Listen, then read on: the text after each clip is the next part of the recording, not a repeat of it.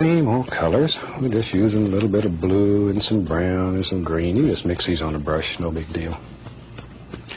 Pull that brush in one direction. This is a 2-inch brush. Okay, let's go right up here. Look at here. I want to build. Maybe sometimes in nature you see several trees that have grown together to make some of the most beautiful little effects you've ever seen. And you get all kinds of colors and stuff happening.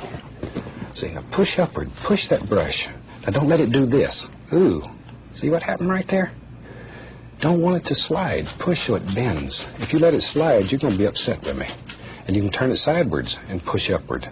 See, bend it. It makes all, look there how you make all those little grassy areas. It already looks like a tree. We hadn't hardly done anything.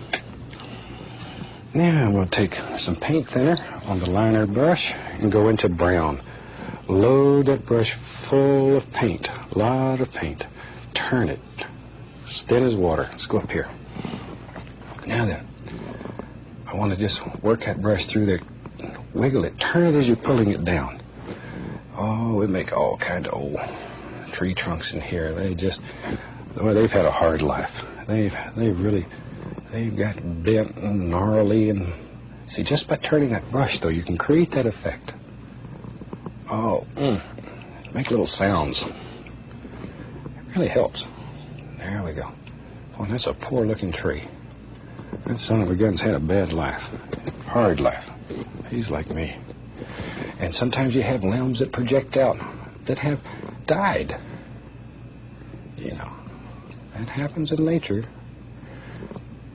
I've got letters in the mail where people got upset because I put a dead tree in a painting. I don't want to upset anybody, but you know, there are dead trees in nature. It's part of nature. Don't avoid them. They're sometimes extremely beautiful in paintings. Okay, now I'm going to go right into, still have paint thinner. This is white with a little bit of brown in it. Just a little bit of lighter color. Thin as water. Let's go back up here. Now in here, there's some different kinds of trees we said. Here's one that's a little bit lighter color, and because it's light against that dark background, boy, it'll stand out. And you can intermingle some of these. Who knows how many trees are living in here? We don't know. Don't even care. Look at all those old gnarly things. It's a super way of making some of the most beautiful little effects. Okay, now I'll take a 1-inch brush and I'm going to dip it into a little bit of paint thinner. Just a little bit.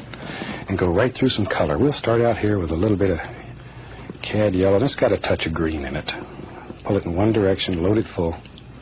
Okay, let's go up here. Now, I'm going to start up here, go slightly above the dark, and begin pushing in all kinds of little highlights here. Now, if you have trouble making your paint stick, add a little bit of the liquid white or paint thinner. The liquid white will change your color slightly. Okay, now I've added a little bit of yellow ochre. Here's a nice ochre color. Look at that. Don't kill all your darks. Work in layers. Work in layers. I can't say that enough times. To that I'm going to add a little bright red. Maybe over here. And I'm really exaggerating this just so you can see all the different things you can make in one little tree. And they're beautiful. Maybe down here. Look at that. There lives another happy little son of a gun. Back over in here, and I'll add a little green to my color. See here. And just layer after layer after layer, color after color.